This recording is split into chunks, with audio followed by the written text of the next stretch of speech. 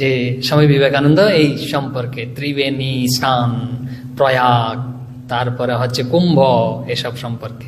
তো স্বামীজি গিয়েছিলেন 1890-এর প্রথম দিকে, জানুয়ারির প্রথম দিকে তিনি ওখানে প্রয়াগে গিয়েছিলেন। তো 21 তারিখ পর্যন্ত ছিলেন, 1890-এর 21 তারিখ পর্যন্ত তিনি প্রয়াগে ছিলেন। তো ওখানে ছিলেন সঙ্গমে। এরপরে তিনি চলে আসেন। তো তিনি তো ওখানে ধর্ম প্রসঙ্গ করেন, তপস্যা করেছিলেন কিছুদিন, ধর্ম প্রসঙ্গ করেন, এসব করে সময় অতিবাহিত করেছিলেন অন্যান্য লোকের সাথে। তো বলছে ত্রিবেণী স্নান করলে মুক্ত হয়। তো প্রথম কথায় আমরা স্বামীজির কথাই বলি। স্বামীজি কি বলছেন?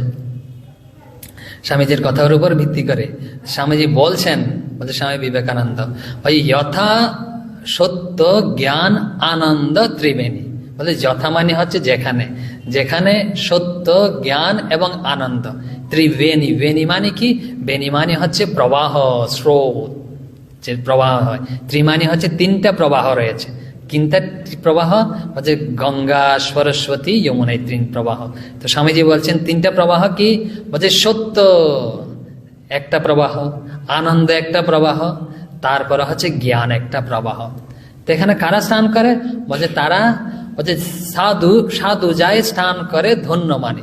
সাধু মানে হচ্ছে যারা সৎ ব্যক্তি, তারা ওখানে যায় স্নান করে এবং নিজের জীবনকে ধন্য করে ফেলে। তো ত্রিবেণী মানে আমরা বলেছিলাম কি স্থূলভাবে, মানে হচ্ছে জড়জাগতিক ভাবে কি সরস্বতী, গঙ্গা, যমুনা।